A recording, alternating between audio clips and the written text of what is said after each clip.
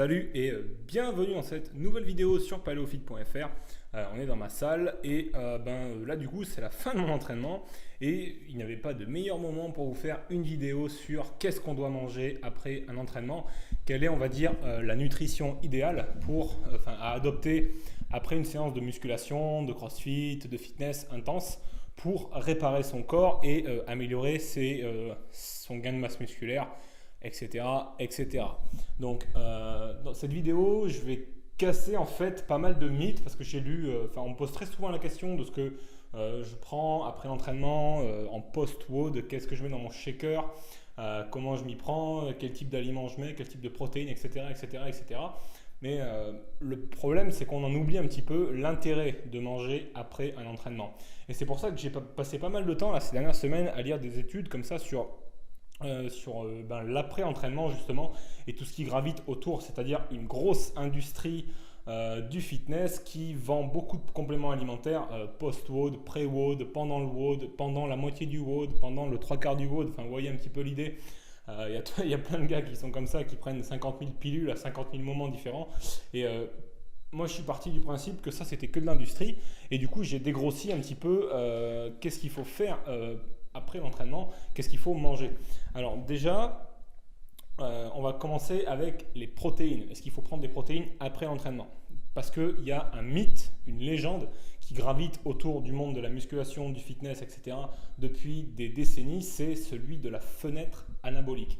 Alors la fenêtre anabolique, qu'est-ce que c'est? Pour ceux qui ne connaissent pas, c'est théoriquement une période qui survient entre 0 et 1 heure après l'entraînement et pendant laquelle le corps serait le plus à même d'assimiler les protéines. Il aurait une capacité d'assimilation des protéines qui serait bien meilleure que dans le reste de la journée. Et voilà, il faudrait vraiment, cette fenêtre anabolique, elle serait considérée comme étant le meilleur moment pour consommer un maximum de protéines et qu'elle soit utilisée pour construire du tissu musculaire. Faux! La fenêtre anabolique, il y a pas mal d'études qui ont été faites là-dessus et c'est une fenêtre qui existe mais qui est plutôt répartie sur les 24 heures qui suivent la séance plutôt que sur le 0 et 1 heure. Ce qu'il y a à mon avis, c'est que là encore, c'est l'industrie qui s'est approprié un petit peu l'idée de la fenêtre anabolique et qui s'est dit, si on leur fait consommer, si on leur fait croire qu'il faut qu'ils consomment quelque chose juste après la séance, ils vont se tourner vers des compléments alimentaires, des choses faciles à emporter à la salle, des choses qui se prennent sous forme liquide, donc des protéines en poudre, des gélules vitaminées, des machins, des trucs, des bidules. Et du coup, ils vont pas attendre le repas qui va arriver pour se nourrir. Et du coup, ils vont consommer quelque chose qu'ils vont pouvoir acheter. Et c'est là où il y a une étude qui a été faite par le JISN, le Journal Institute of machin truc. C'est un institut de recherche sur la santé et le sport. Et qui a montré que sur un groupe d'études de jeunes hommes de mon âge, je crois que c'est une vingtaine d'années, pour la partie hypertrophique de l'étude, c'est-à-dire la partie sur laquelle les personnes qui ont été sujettes à l'étude ont été soumises à un entraînement musculaire et à la fin on leur a fait prendre des protéines. Et ils ont remarqué une chose intéressante, c'est que ils se sont aperçus que les protéines qui étaient consommées après un entraînement ou durant le reste de la journée n'avaient pas de différence. Il n'y a pas d'avantage particulier à consommer des protéines juste après son entraînement par rapport au simple fait de les répartir sur la journée. Donc déjà, l'argument des protéines après la séance, pour moi, il ne tient pas. Moi, je prends des protéines après ma séance pour une seule et bonne raison, c'est que mon repas d'après est très éloigné de ma séance, de plus de 2 heures quasiment. Enfin, ça dépend comment je m'entraîne. Des fois, je change un petit peu ma façon de m'entraîner et mes heures d'entraînement. Mais globalement, c'est ça. J'essaie toujours d'avoir un petit shaker avec du lait de coco, des produits de qualité à l'intérieur pour recharger en énergie et apporter des protéines à mon corps, mais pas pour des raisons de fenêtre anabolique, mais plutôt pour des raisons de répartir mes protéines sur la journée, parce que ça c'est clairement prouvé que répartir ces protéines en plusieurs prises est plus efficace que de tout prendre sur une seule prise, parce que l'organisme ne peut en assimiler qu'une quantité limitée sur une période de temps qui est donnée.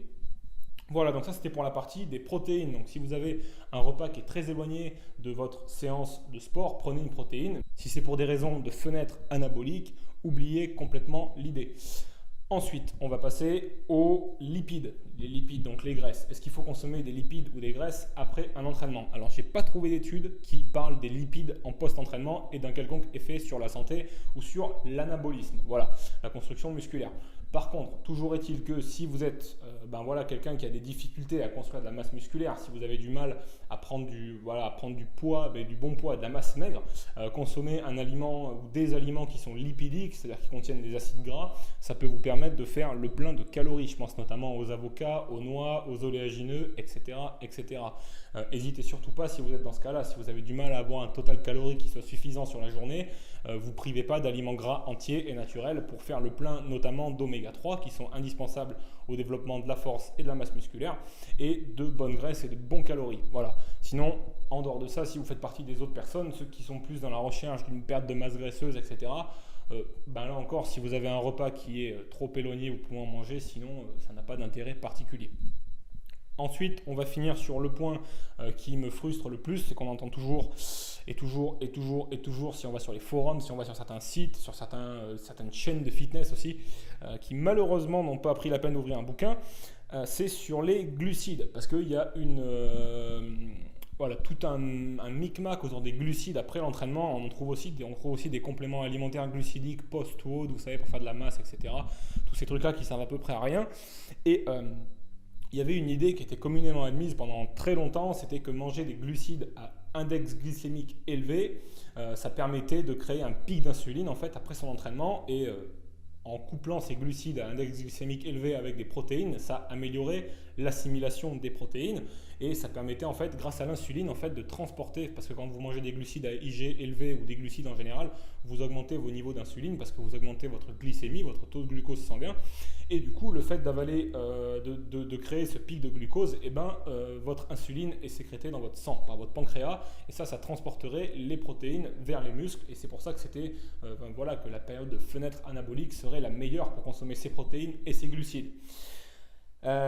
Il y a aussi une autre idée, c'était que consommer des glucides après l'entraînement, ça permettait de refaire le plein de réserves de glycogène. Vous savez, le glycogène, c'est les réserves d'énergie primaire des muscles qui vont utiliser, notamment quand vous allez faire des exercices avec des charges, des sprints, des exercices qui recrutent vraiment vos muscles. Et là, ces deux arguments-là, que ce soit pour l'assimilation des protéines ou pour la réfaction des niveaux de glycogène, ça tient pas du tout l'un ou l'autre. Alors déjà, le truc des glucides à IG élevé, il y a une étude qui a été faite par par l'université de Maastricht, et qui a montré que accompagner glucides et protéines n'avait aucun effet en post-entraînement, pas plus que d'habitude. Donc le coup de la fenêtre anabolique, encore une fois, il en prend un coup dans les dents. Et deuxième chose, pour les réserves de glycogène musculaire, il n'y a aucune raison qui vous pousse à les remplir immédiatement après être sorti de la salle de sport. Si vous avez un repas qui arrive 2 heures après votre séance de musculation ou de fitness, ça suffit amplement pour faire le plein de réserves de glycogène musculaire. Vous n'êtes pas du tout obligé de les remplir immédiatement. C'est sûr, si vous préparez les Jeux Olympiques, que vous vous entraînez 4 fois par jour, à chaque entraînement, il faut recharger, parce que vous n'avez pas le choix. Mais si, comme moi, par exemple, vous vous entraînez entre 45 minutes et 1 heure par séance, il n'y a aucune raison d'aller chercher des glucides immédiatement après la séance. Il suffit simplement de manger des glucides sur les autres repas, c'est-à-dire les repas qui vous séparent de la prochaine activité physique, normalement 24 heures si vous vous entraînez sur des périodes de 24 heures. Il n'y a rien qui vous pousse, à part l'industrie du fitness, à manger des glucides et des sources de glucides à IG élevé après une séance. Et moi, je considère ça aussi comme un non-sens, parce que pour ceux qui me suivent, etc., il y en a beaucoup qui essayent de perdre de la masse grasse. Et quand on veut perdre de la masse grasse, il faut être assez rigoureux, ou du moins le plus rigoureux possible, sur la quantité de glucides qu'on peut manger.